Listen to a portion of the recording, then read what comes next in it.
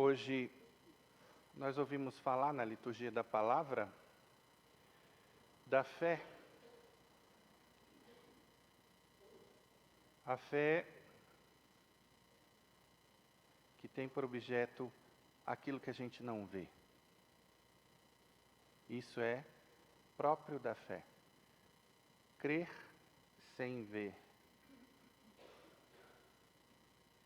Nós podemos também crer vendo. O próprio São Paulo, a experiência que ele teve com Jesus, é um desses casos. Pode ser uma visão, pode ser uma locução interior. Agora, eu posso dizer para vocês que os próprios profetas foram alcançados por Deus. Eles transmitiam aquilo que Deus mandava. Eles foram empoderados para fazerem milagres para a conversão do povo. Aí está o papel do milagre na nossa fé. É sempre a conversão. Cuidado, porque tem gente que pode se achar de um tanto que é como se Deus não estivesse fazendo mais do que obrigação. Conceder-me um milagre. A mim, o rei da cocada preta. Da cocada branca, da cocada de maracujá, de todas as cocadas.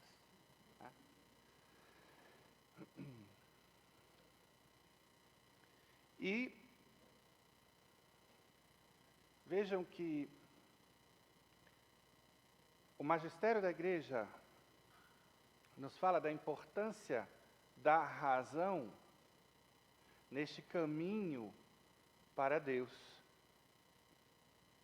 A fé católica não é uma fé fideísta. Você tem que crer porque Deus o mandou. Deus mandou? Onde está escrito que Ele mandou? Na Bíblia. O que é a Bíblia? A palavra de Deus. Que certeza eu posso ter que a Bíblia é a palavra de Deus?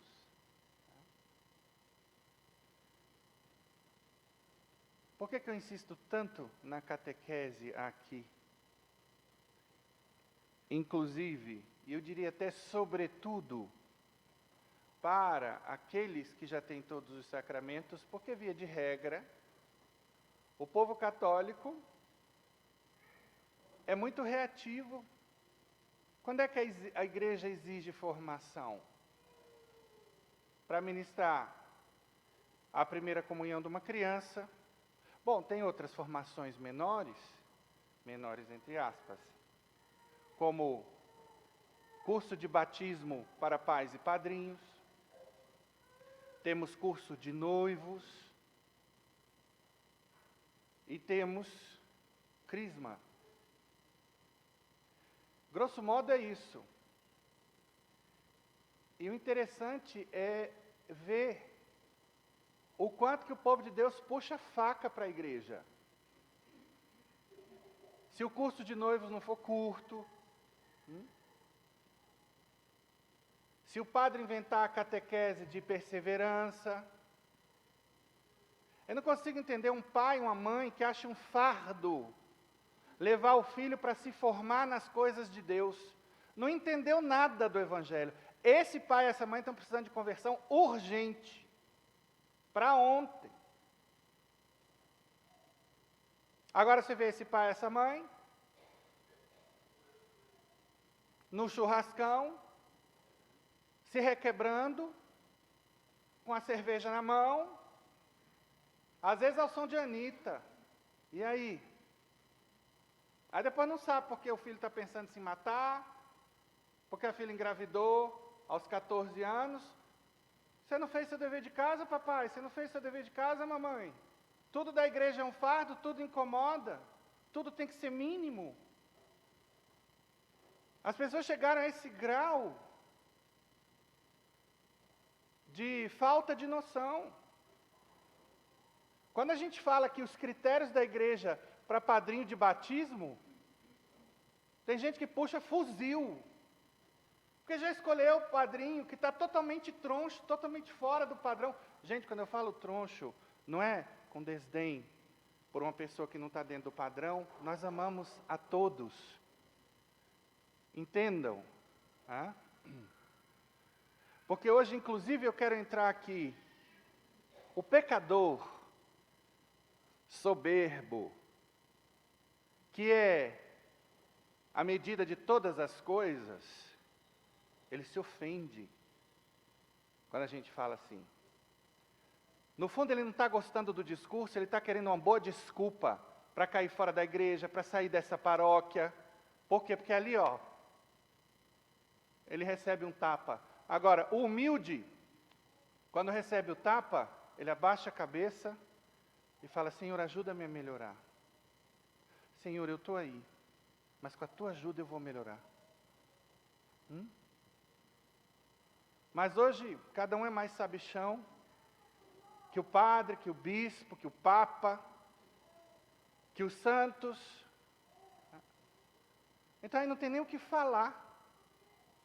Aí você escolhe, está aí cheio de seita no mundo, escolhe uma para você.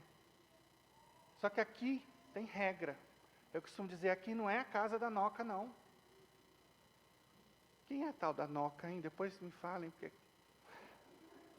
essa casa dessa Noca deve ser um horror. Tudo de ruim acontece lá. Então vejam isso. Os critérios do povo de Deus vão procurar a catequese mais curta. Então, não interessa o conteúdo. Eu não tenho uma sede a priori de Deus, de conhecimento. Eu não estou ciente das minhas lacunas. Eu vou igual o gado. Vamos lá. É como se falasse assim, tem que fazer, né? A igreja exige. E acha ruim. Quando a gente coloca critérios, eu aqui falo, gente, ó, o MEC fala 75% de presença, catequese aqui é presencial. Eu já escutei de fiel, então o senhor está querendo ser alfândega de sacramentos, como denuncia o Papa Francisco? De jeito nenhum. Aqui todo mundo vai ter acesso. Agora, a pessoa que começa brigando pelo direito de ser meia boca, pelo direito de faltar, desculpa, fala sério. Reza, se converte, não está convertido ainda. Não é que a gente exija a perfeição, só seremos perfeitos no céu. Mas ai do pastor que abandonar uma das suas condições de profeta, que é a denúncia do erro, porque tem respeito humano, que o fiel não vai gostar, e isso é uma triste crise que a gente vê hoje na igreja. Aqui eu gostaria de ver a casa cheia, mas eu nunca vou deformar a doutrina da igreja ou o evangelho para encher a casa, jamais.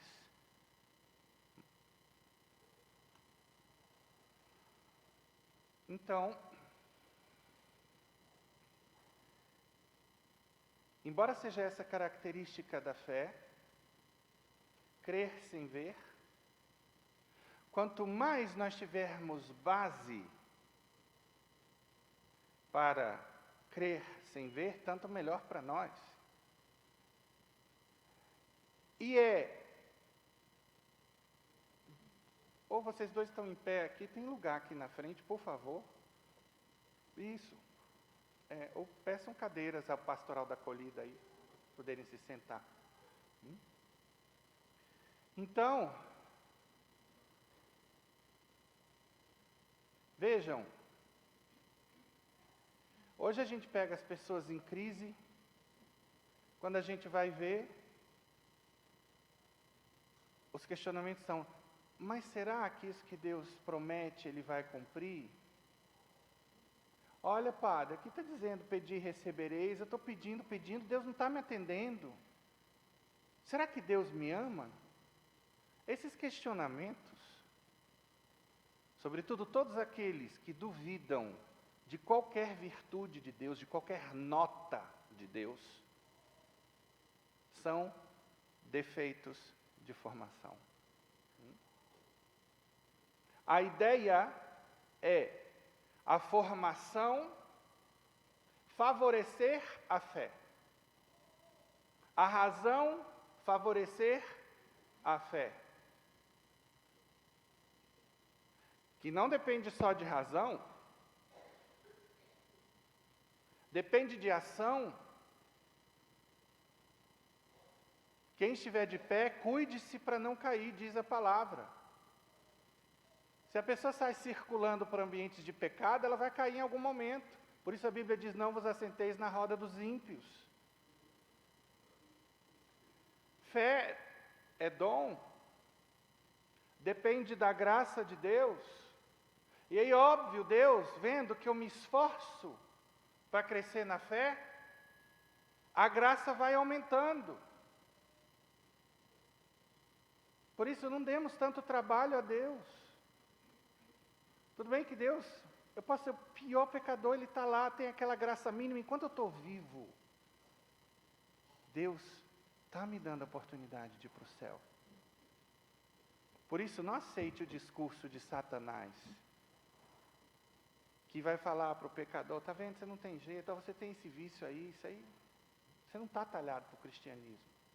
E a pessoa, de tanto escutar o diabo, mal formada, sem vida sacramental e sem vida de oração, vai para uma seita meia boca aí, ou perde a fé em Deus, e vai para a bagaça. Então, leve a sério a sua salvação. Leve a sério cada leitura espiritual.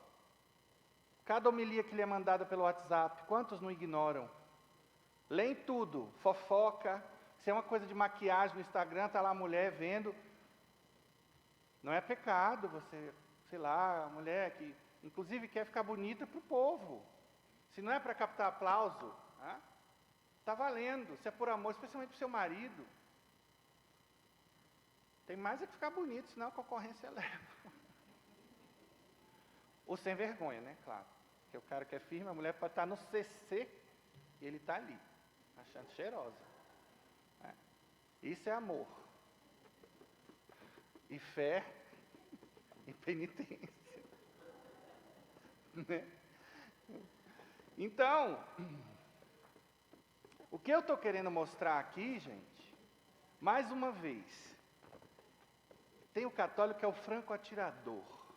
Ele fica ali esperando a primeira oportunidade de ver defeito no que o padre diz, de ver defeito no documento da igreja. Por isso que eu faço tanta ressalva, por isso que a homilia demora mais. Porque a gente tem que explicar hoje. Eu aprendi em oratória que a gente tem que neutralizar o discurso inimigo no próprio discurso. Já ir pensando, o que o pagão vai pensar? Hoje tem ainda contra o politicamente correto, né? Tanta coisa. Então, eu não estou querendo dizer aqui que você não pode olhar um Instagram, seguir uma criatura lá que fala de moda, nada disso. Mas na semana passada eu falei que o que está errado é você gastar mais tempo com essas coisas do que com as coisas de Deus. E está sempre com a desculpa, que não tem tempo para Deus, não tem tempo para se formar, não tem tempo para ler a Bíblia, agora tem tempo para o mestrado, para o doutorado. Aí você não está vivendo o primeiro mandamento, você não está priorizando a sua salvação. Hoje nós não ouvimos que... Foi hoje que ouvimos, ou eu estou doido? Que onde está o teu coração, aí está o teu tesouro, não é? A boca não fala daquilo que abunda no coração, então, meu coração deita raízes em algum assunto, a minha boca vai falar. Comece a ver sobre o que você fala mais. É sobre Deus, sobre salvação, é sobre evangelização? Ou é sobre mundo? Maquiagem, moda? De novo. Não estou menosprezando maquiagem e moda.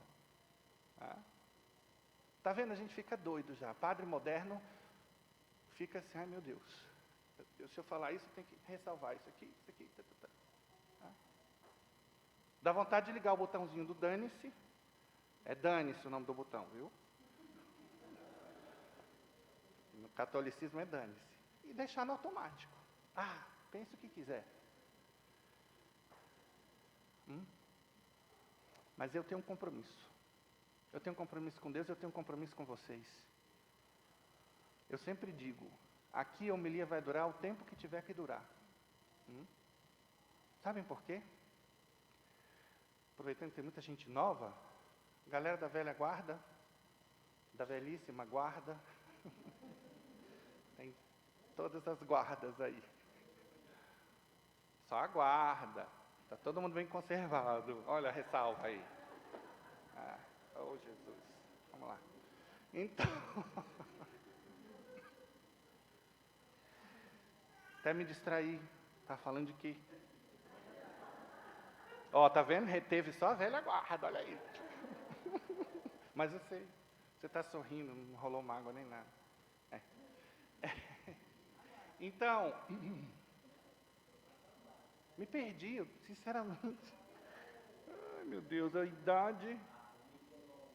A homilia é longa, pronto, isso.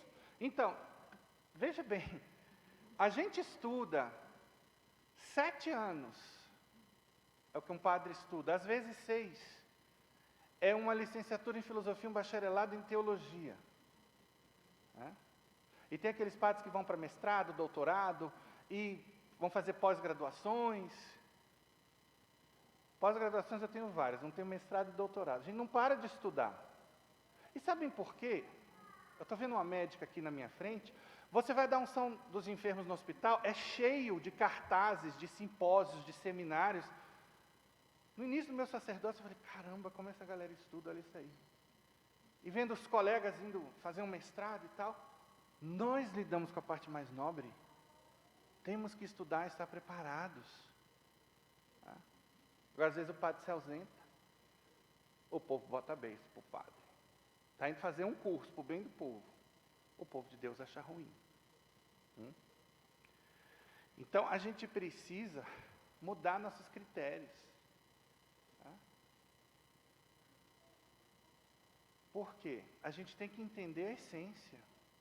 Tem gente que coloca a cabeça na porta da paróquia, quem é o padre que vai celebrar hoje? E se é o fofo dela ou dele, fica, senão vai embora. Ou seja, não está entendendo que a missa tem valor de per si. Tudo bem que nós podemos escolher uma igreja mais arejada, porque, poxa, essa igreja aqui é bem quente. Uma igreja que tem umas imagens bonitas, porque você, eu me identifico com essa imagem de Nossa Senhora, eu converso muito, flui a conversa, né? Eu me identifico com a pregação desse padre, está tudo bem. A gente só não pode depender disso, porque se essa igreja da sua imagem linda, amanhã, que Deus nos livre, tem um terremoto em Brasília, ruir, pronto, não vai mais à igreja. Se o seu padre fofo morrer, não vou mais à igreja. Agora só tem a igreja do mosquito, com o esgoto do lado, situações fictícias. Eu vou à missa pela missa, eu vou à missa por Jesus. Eu vou à missa para me servir das duas mesas, a mesa da palavra e, sobretudo, da mesa da Eucaristia. Eu vou à missa porque eu sei que uma missa, e muitos não sabem, é a maior conexão céu e terra que existe. Quem lê a biografia dos santos, desses que tiveram essas visões místicas, vai ficar impressionado.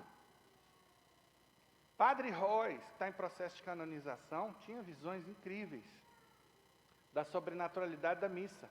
Ele fala, por exemplo, que quando o padre levanta o cálice,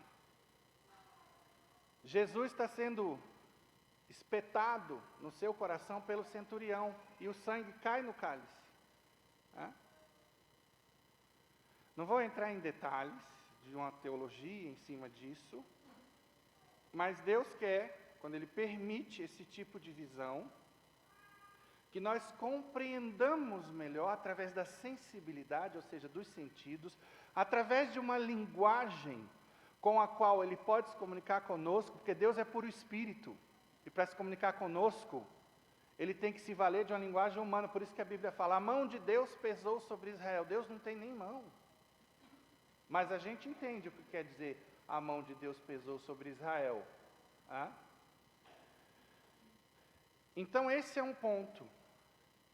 E nós estamos numa sequência de evangelhos que tem por objetivo fazer com que a gente se centre em Deus. Recentemente nós lemos: quem procurar perder a sua vida, salvá-la-á.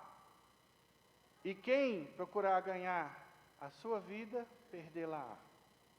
E aí a gente fica, o que quer dizer isso? Hoje em dia, nós vemos muita gente, por exemplo, com transtorno de ansiedade. Por quê? Porque perdeu o rumo de casa. Porque vive só em função de contas a pagar, de mestrado, de moda, de viagem. Vive esbaforido para lá e para cá, fazendo muitas coisas. Vou dizer uma coisinha para vocês. A palavra de Deus é incrível. Tem ensinamento para tudo.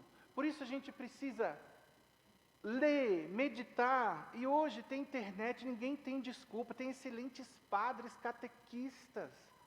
Depois, se quiser, no final da missa eu falo do YouTube.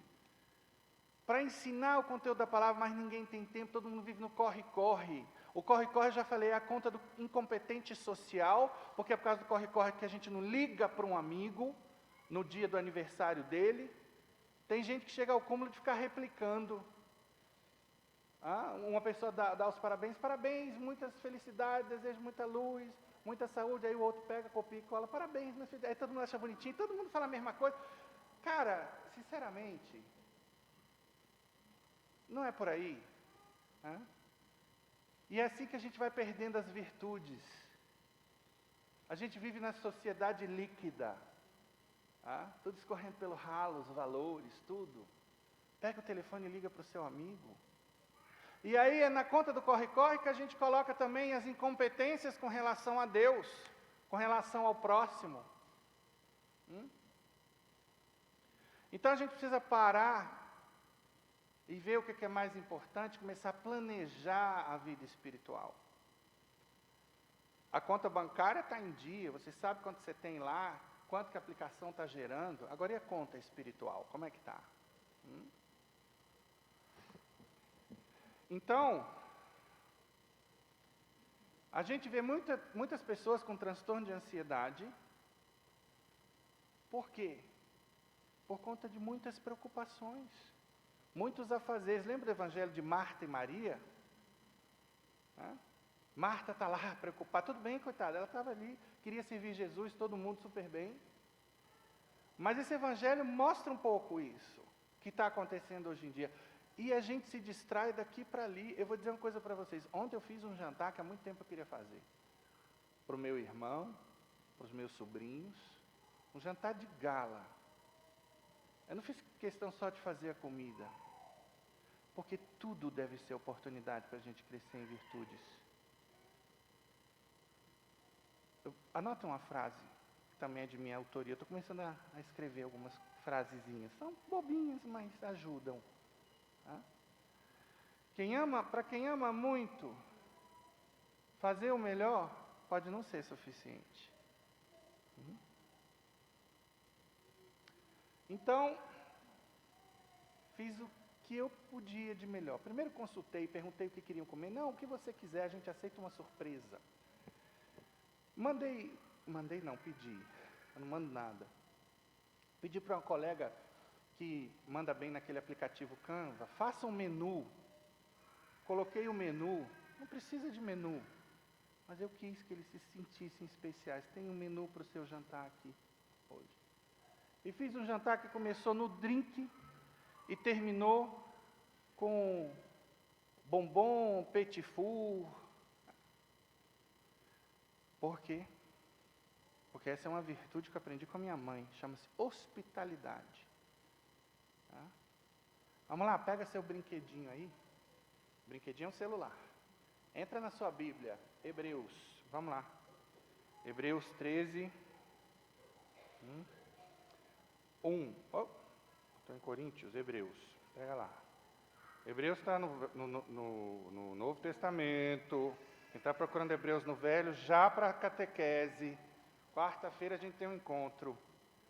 Hebreus 13, 1. O que diz aí? Espera aí. Saiu aqui do enquadramento. Oh, Jesus. Hebreus 13, 1. Conserve-se entre vós a caridade fraterna. Não vos esqueçais da hospitalidade, pela qual alguns, sem o saberem, hospedaram anjos. Como assim, padre? O anjo se materializou? Se encarnou? Sim. E para quê? Eu pergunto que não quer calar. Para nos dar a oportunidade de fazer o bem. Quantas oportunidades de fazer o bem a gente não tem no nosso dia a dia e a gente desperdiça? Porque vivemos fora de foco. Porque o nosso foco é o nosso trabalho, é ganhar dinheiro, é aparecer, é tanta coisa, é pecado, né? E por isso a igreja ensina sabiamente, todo dia, um exame de consciência, à luz da palavra, dos ensinamentos. Às vezes essas passagens passam batidas. A gente lê, porque eu tenho que bater a meta, eu tenho que ler a Bíblia até o final do ano. Eu li, mas absorvi o quê? Saiu um programa de ação para eu me santificar daquilo ali? Eu sublinhei, anotei, ruminei, pensei, decidi alguma coisa. Por isso que aqui eu passo dever de casa, toda homilia. E eu disse que mando o processo de canonização em vida, para quem me falar, padre, lembra da... Não tem até agora. E eu falo isso e vou falar hoje, não vai ter, na semana que vem. Estou falando a verdade, não posso mentir.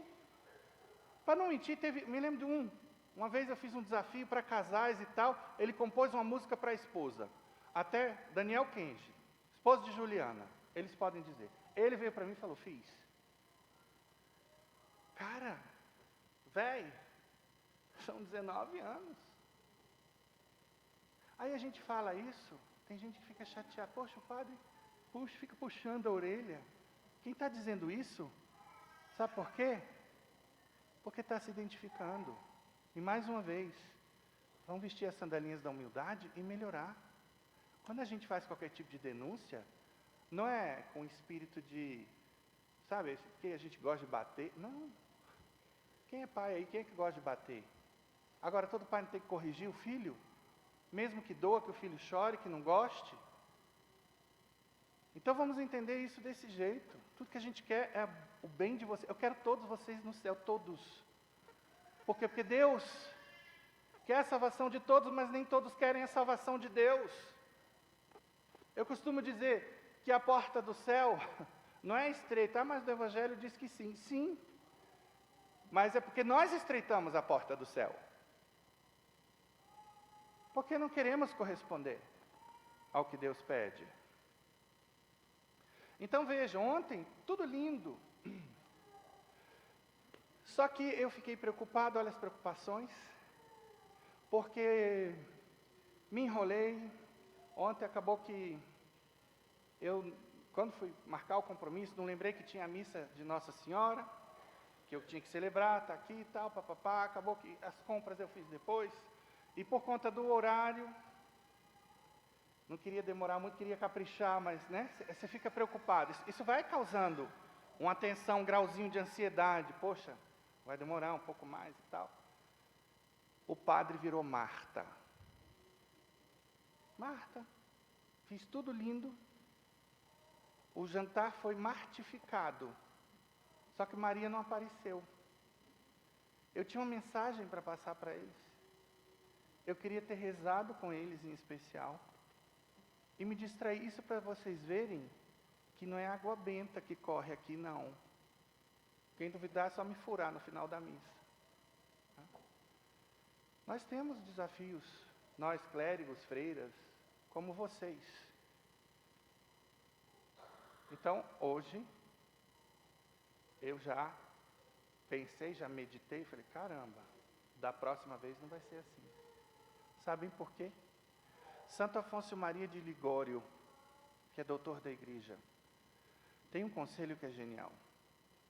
Ele diz, não exatamente com essas palavras, mas não concebo que dois cristãos se encontrem e não possam ter um momento de oração. Vou dizer uma coisa para vocês: nada é tão bom que não possa melhorar. Vamos lá. Faço os atendimentos aqui. Quem já veio para atendimento aqui? Quem já veio para atendimento aqui comigo? Levanta a mão, particular. Todos vocês confirmam. Poxa, eu pensava que quase metade da igreja ia levantar a mão. Ó, tá vendo? A gente está à disposição. Aí depois a criatura espera ir para UTI. Né? Espera ter que precisar de RCP. Vamos matar a cobra enquanto ela é pequena, caramba. Agora somos 2, eu e o Padre Alexandre aí. Aproveitem, marque. Eu, depois de missa, fico atendendo até o último cliente. Pergunta aí para o menino da limpeza, para o Chico. Pois bem. Detalhe. Tem gente que até gostaria, mas o almoço de domingo é mais importante. Eu não posso perder uma churrascaria. Mas a minha alma pode pegar fogo. De boa. Então, sempre rezo antes dos atendimentos, porque eu não confio em mim. Eu rezo antes de montar um homilia. Agora tenho vindo, eu falei, para ali, para diante do Santíssimo, porque mudou muito. A inspiração é outra. Tá? Só que, até eu ler o livro do Dr. David Levy, The Grey Matter, que quer dizer tema polêmico, matéria cinzenta, ele é neurocirurgião, por isso que ele escolheu aí esse belo título, tudo a ver com a carreira dele, e com o que é o tema do livro, que é o quê? O desafio dele como médico para trazer Deus, olha a dificuldade do mundo de hoje, para o consultório, para a sala de operação. Sofreu bullying, foi ridicularizado, mas ele nem aí. E ele fala que depois que ele trouxe Deus para operar com ele, para dentro do consultório, vejam que coisa linda, eu fiquei arrepiado. Dr. David Levy, quando pega um paciente, e aí fica a dica para todos os profissionais aqui. Eu sei de pouquíssimos bombeiros, quando brada, chega na hora, pega a mão, um com o outro, e pedem a proteção de Deus. Vamos multiplicar, gente. Vocês de farda aí, ó. Antes de qualquer reunião, não tenhamos vergonha. Mas tem aquele que não crê. Eles estão dominando hoje, isso é absurdo. Tem 2 que não creem, o outro que é agnóstico, sei lá, o outro que é de outro. Cara, a maioria é cristão, fala, você Seixonoye, então eleva seu pensamento aí a Deus da sua maneira, do seu modo, e ele vai estar rezando do jeitinho dele lá. Quem for normal não vai se sentir ofendido. E é isso que o diabo está conseguindo hoje em dia. A gente vai se acovardando, vai tendo vergonha. Quem se envergonhar de mim diante dos homens, eu me envergonharei dele diante de meu Pai. Isso não são palavras minhas, é de Jesus. Pois bem, imagina, ele pega um paciente, começa a rezar, desde a primeira consulta, pergunta, vem cá, qual é seu credo? Você se incomoda se eu rezar por você? A pessoa às vezes fala, não tenho credo nenhum, mas pode rezar, e só reza, né, vai que. Ele não quer nem saber, ele não vai fazer proselitismo, porque não pode. Aqui no Brasil não pode, um psicólogo não pode querer botar Jesus no tratamento da pessoa, não. Agora nada impede você perguntar, podemos orar? Você se incomoda? Você é cristão? Beleza, podemos orar? Não quer? Tudo bem. Só que ele fazia o seguinte, rezava pela pessoa, ele. A pessoa nem sabia. E ele só para de rezar quando ele dá alta para o paciente. Olha que coisa linda, que fé, que profissional. Tá? E aí eu, quando vi isso, falei, caramba. Aliás, não foi nem isso, não. Ele começou a mostrar, em algum momento do livro, ele dá um exemplo de oração que ele faz. Senhor, cura cada célula. Senhor, extirpa esse tumor, porque Tu tens o poder. Senhor, devolve a fulana essa paz interior que ela precisa ter. Ou seja, tudo que ele escutou no consultório, ele transformou numa oração. Eu aprendi com esse cara. Hoje, quem veio há anos atrás, sabe que hoje mudou, chega no final, eu faço uma oração e dou a bênção. E assim, nós evoluímos como pessoas. Mas a gente precisa começar a ler algo que importa, que é bom, e colocar em prática. Mas na sociedade líquida do corre-corre, a gente lê e se instrui, mas não se converte. Quantas páginas do Evangelho não são viradas, a gente coloca uma orelha, a criatura que é orgulhosa, soberba, já está com raiva de mim, porque eu estou falando desse jeito. O pai está fazendo troça comigo, não estou fazendo troça com você. Eu estou sim lhe cutucando e vou rodar o dedo na ferida para testar. E se tiver humildade, falar, isso é para mim. A pessoa faz uma orelha ali, ó, perdoar 70 vezes, 7 vezes. Não, isso aqui, que dia que vai chegar e fazer isso aqui, ó. Vamos lá, o problema que eu tenho com a fulana. Vou lá no Padre Fernando, não estou dando conta. Vou fazer uma terapia. Vou fazer a novena de Santa Rita dos Impossíveis.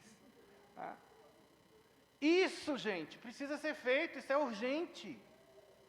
Por quê? Onde está o teu coração? As tuas ações estão concentradas em quê? É no céu? Ó, o que diz Mateus 25? Apartai-vos de mim, malditos, não vos conheço.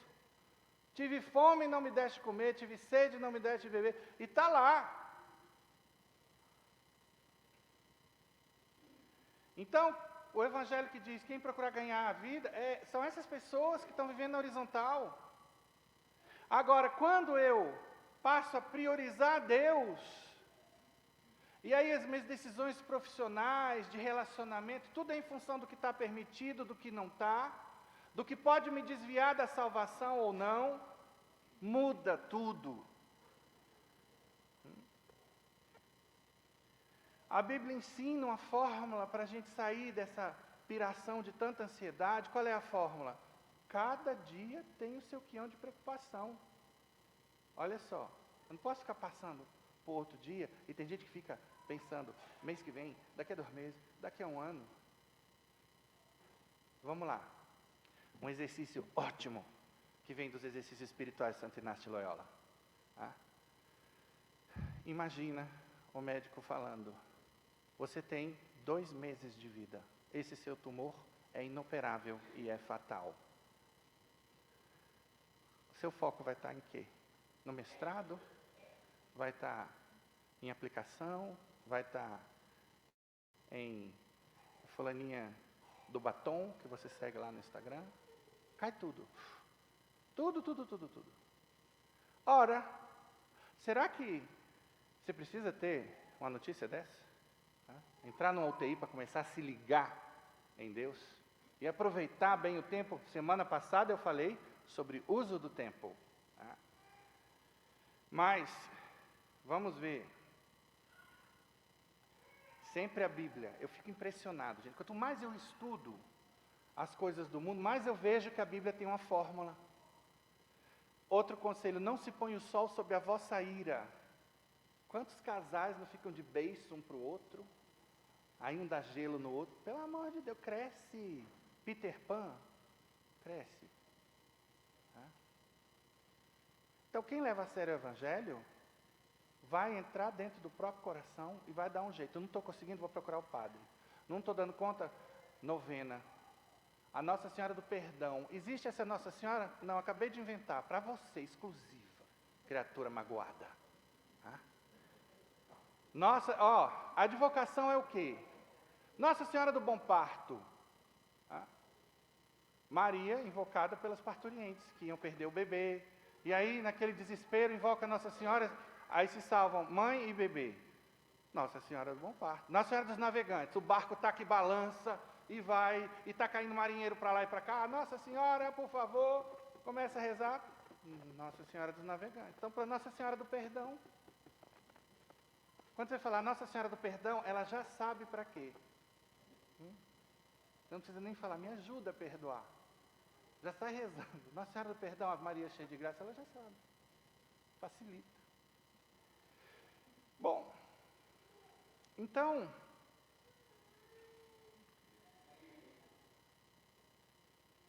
Nós precisamos colocar o foco na eternidade.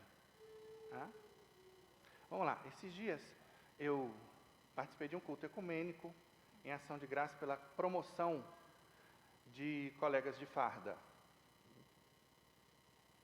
E eu comecei perguntando o que o Evangelho de hoje indiretamente nos pergunta. Se você fosse morrer hoje, imagina, você tem uma visão sobrenatural pela primeira vez, de um anjo, o da morte. Oi, tudo bom? 4h30 eu venho levar você. 4h30 nem mais 1 minuto. E aí? Você está preparado? Como é que está seu currículo espiritual? O que você tem a oferecer a Deus? É isso que nós temos que nos perguntar. Interessante, da vida de São Domingos Sávio, que morreu um menino. Perguntaram para ele, quando ele estava jogando futebol, se você fosse morrer agora, o que você faria? Ih, tanta gente numa situação dessa, eu ia pedir perdão à minha tia. Aí no minuto o perdão aparece, né? No minuto, a criatura fica humilde, né? Aí chega os parentes, eu te amo, viu? Sempre te amei, nunca falei, mas... É porque 16h30, desculpa, eu estou na pressa, mas 16h30 vem um anjo me buscar, eu preciso resolver umas contas aí. Tá? Pensa nisso. E aí, São Domingos Sávio estava jogando futebol, e perguntaram para ele, e aí, o que você faria? Se você soubesse, daqui a meia hora você vai morrer. Sabe o que ele respondeu? Eu continuaria jogando futebol. Sabem por quê? A vida dele estava ordenada. Sabe por quê? Tanto problema psiquiátrico, tanta piração, tanta ansiedade? Porque a vida interior está desordenada. Isso aqui é um turbilhão, é uma bagunça. Tá? Quem não começar pela parte nobre, esqueça. Rivotril não vai resolver seu problema. E eu já vou dizendo, olha, eu não sou o padre fanático que está com recadinho, não adianta psicoterapia, não adianta remédio. Tem casos que a pessoa vai precisar do remédio como coadjuvante para estabilizar o humor. Tem casos que as questões espirituais é o padre que vai tratar, mas a pessoa tem questões de base incrustadas, tem um complexo, tem traumas que vão precisar ser tratados na terapia. Tá? O que sim eu estou fazendo aqui, e reparem como a gente está sempre se defendendo. Né? Fazer o quê? Nós somos muito atacados na igreja. Por isso os padres ficam sempre, cuidado, não estou falando isso não, estou falando aquilo. Tá?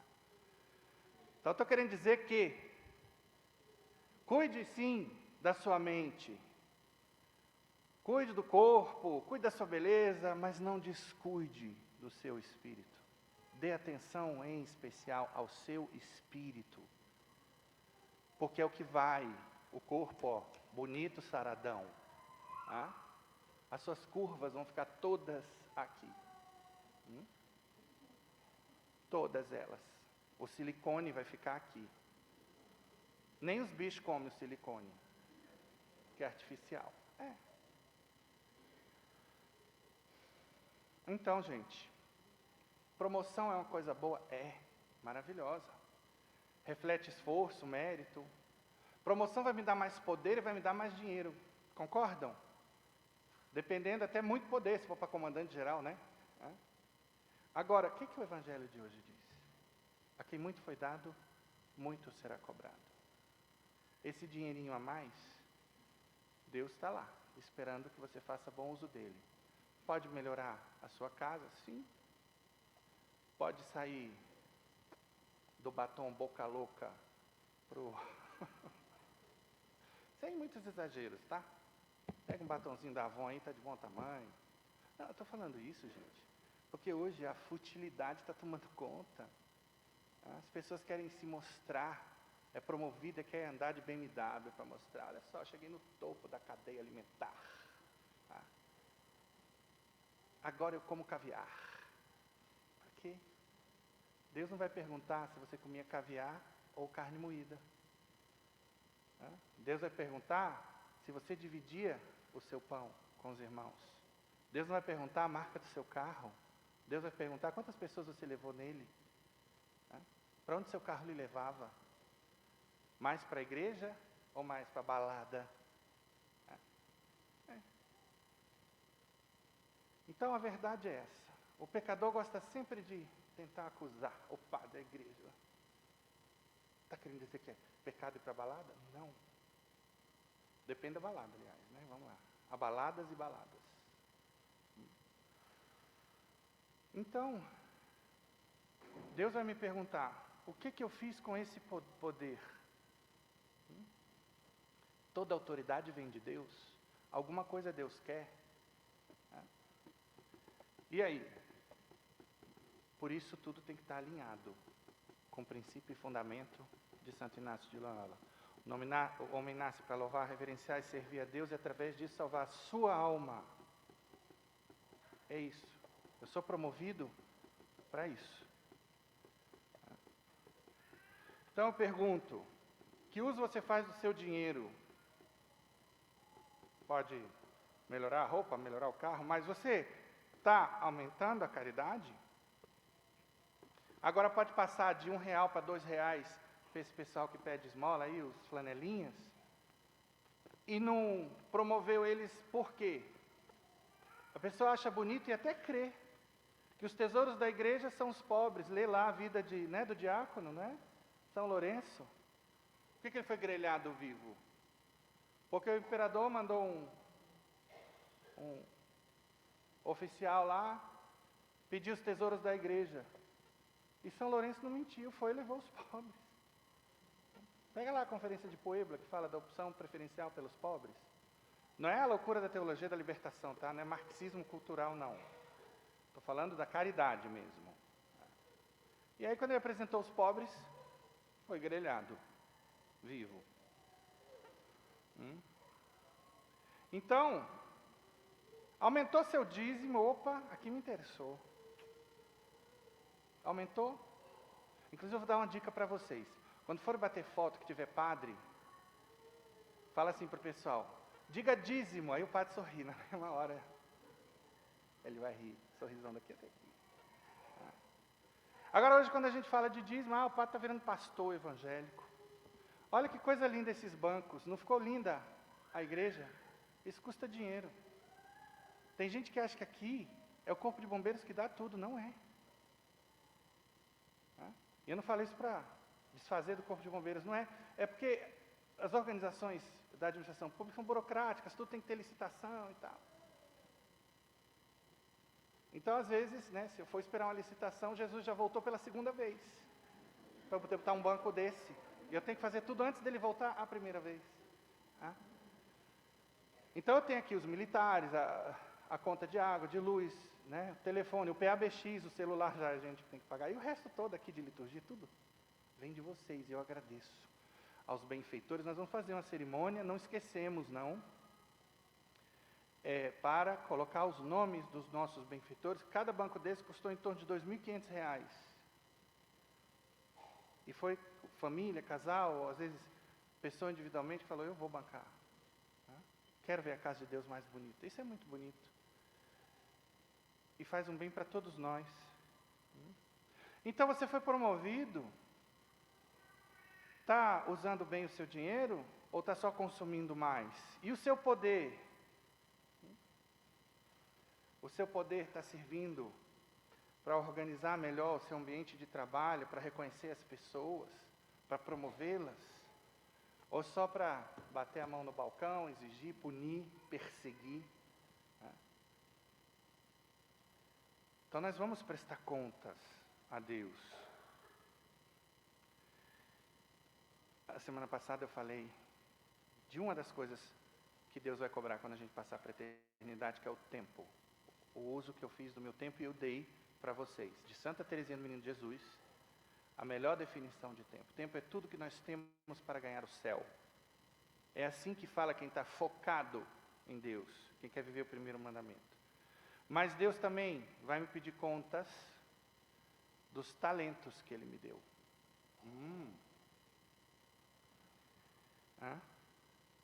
Quais são os seus talentos? Não existe gente destalentada, não.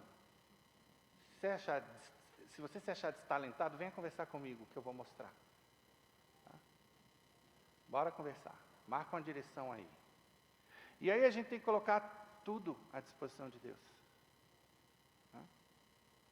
E olha, isso é tão interessante, gente. Eu ouvi uma pregação do meu reitor, lá na filosofia, Padre Dollinger. Ele disse, olha, tudo que vocês viveram antes de entrar aqui, para aqueles que chegaram ao sacerdócio, saibam que Deus já tinha pensado nesse sacerdócio. Então, tudo deve estar a serviço do sacerdócio. Então, façam a lista dos seus talentos, tudo que vocês sabem fazer. Eu fiz essa lista. E lá pelas tantas apareceu, sei cozinhar. E fui guia turístico. E aí eu olhei para aquilo ali e falei, ué, cozinhar aqui, as freiras cozinham para a gente? Tá, tudo bem, alguma vez eu posso fazer uma comida para alguém e tal, beleza, mas, tipo assim, você olha... E Deus depois me mostrou como padre, como usar isso, tá? A serviço. Faço desde confraternização para a comunidade clerical, como é através da comida que eu agradeço, né? As minhas ovelhas aqui. Às vezes a gente não consegue chegar a todas, mas também eu tenho um bordão, convidou, eu vou. Tem gente que é ótima e rápida para reclamar, né? Padre, está vendo minha casa. Aí eu falo com a mesma boca e a mesma voz. Você convidou o padre? E o turismo, a gente tem a pastoral da hospitalidade aqui. Eu e mais um grupo de leigos generosos mostramos Brasília para bombeiros que vêm de fora, padres que estão em trânsito aqui. Já tivemos algumas, inclusive o capelão-chefe do Comando Sul da Marinha dos Estados Unidos. Tá? Então, quando a gente quer, a gente faz. É preciso ter esse foco. Agora vejam que eu fui despertado por quem? Por um padre, por uma homilia. Deus me ajudou. Sem ele eu não teria feito nada. Mas eu fiz a minha parte. E é isso que a gente tem que fazer. Recentemente foi o dia do padre, dia 4. Eu não tenho isso de anotar no caderninho quem me cumprimentou e quem não me cumprimentou. Nem um pouco. Eu quero sim agradecer as orações, as muitas mensagens que recebi, eu e o Padre Alexandre. Às vezes a gente não dá conta de responder a todos, são muitos grupos, tá, que a gente está. Mas eu quero falar para vocês de outras formas de se homenagear os padres. Não que eu esteja com sede de homenagem, não estou pedindo homenagem, não. Está dentro do que nós estamos falando aqui. Por assim dizer, mais do que um cumprimento no dia 4, eu prefiro que você entre para uma pastoral aqui na capelania. Nós temos ali os nossos vicentinos. A conferência vicentina está quase morrendo, se não são essas 3 criaturas generosas que... Há quanto tempo você está como coordenador, Ieda? Me diga aí. 4 anos, gente, olha isso. Isso significa, sabe o quê? Menos famílias pobres atendidas. Eles já esticam a corda da caridade. A conferência manda para cada 2 vicentinos uma família. E eles estão com mais de uma família, não é? São 6, vocês são 3, é o contrário, inverteu aqui. Tem uma lenda que corre, quando eu frequentei o meio evangélico, soube de um evangélico, empresário, dono da Colgate, que é dizimista ao contrário. Ele guarda 10%, o cara tem grana, né? E 90% é caridade, é dízimo, lá na igreja dele. São Joaquim e Santa Ana, os pais de Nossa Senhora, isso eu aprendi no seminário, com o Padre Andréas. Do que eles ganhavam, 1/3 ia para o templo, 1/3 para os pobres, e eles ficavam com o resto. Gente, é desafio. Não quero ninguém deprimido. Ai, meu Deus, eu estou longe. Eu que sou padre, não cheguei aí no patamar de São Joaquim e Santa Ana. Quando eu falo eu que sou padre, não é porque a gente é melhor do que ninguém, é justamente porque a obrigação é maior do lado de cá. Tá? Então, Entrar para uma pastoral, isso é usar bem o talento que Deus lhe deu. Tem gente que tem o talento de acolhimento, entre para a acolhida. Tem gente que gosta de rezar, adorar o Santíssimo, entre para ministro da Eucaristia. Todo ministro da Eucaristia, a gente precisa conhecer um pouquinho mais, né? Assim como quem vai entrar na pastoral que vai mexer com dinheiro. Mas são tantas as necessidades. Aqui nós somos uma comunidade pequena. E outra homenagem, se fixar numa paróquia. Para nós capelães militares é muito difícil, às vezes, determinadas questões. Por quê? Por causa da volatilidade dos fiéis. Porque hoje virou moda a pessoa entrar com um carrinho de supermercado na igreja, e aí ela vai para essa paróquia, para um motivo, para outra. Não está em nenhuma. Está em todas. E aí é o católico anônimo. E depois reclama que a igreja não foi visitar quando adoeceu. Mas você é conhecido de quem, meu filho? Ninguém sabe o seu nome porque você nunca nem se apresentou. Então existe muito essa anonimidade dentro da igreja. E no meio evangélico que eu pude frequentar, as pessoas se conhecem pelo nome. Está todo mundo colado ali no pastor. Tudo bem, são comunidades bem menores, são muitas denominações evangélicas. Às vezes a gente não dá a atenção que gostaria de dar, porque o nosso rebanho é muito maior. Existe uma escassez sacerdotal muito grande, porque os filhos dos católicos são orientados para vencer na vida, para fazer 2 cursos superiores, para falar 5 línguas. Muitas vezes não são orientados para ser padre, para ser freira. Tudo bem que a decisão é dos meninos, das meninas, mas não tem clima em casa. Outra grande homenagem que qualquer padre pode receber, dízimo. Dízimo para quê? Para voltar para a comunidade, para a gente fazer mais. Pelo bem da própria comunidade.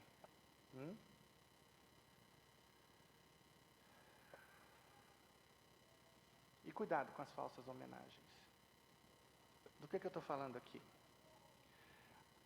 De conversas que a gente escuta às vezes. É o pároco lá na minha cidade, e ele dança com todo mundo. Adora uma cachaçinha.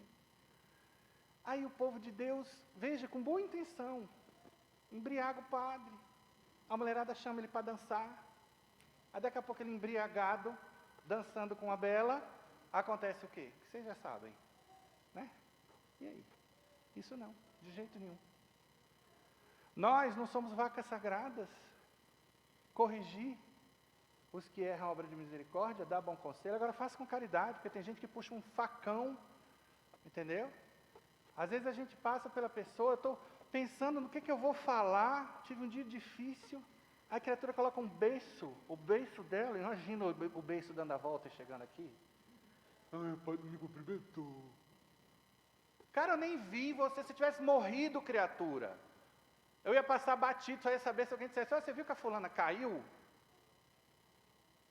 Nós somos humanos, isso aqui é carne e osso. Eu não estou transfigurado, não. Pois bem, último ponto. Tempo, talentos. E talentos entra dinheiro, entra tudo, tá? Uso do dinheiro, etc. Amor. No entardecer de nossas vidas, é no amor que seremos examinados. São João da Cruz, doutor da igreja. E Santo Agostinho também, doutor da igreja, fala qual é a medida do amor. Vocês sabem qual é a medida do amor?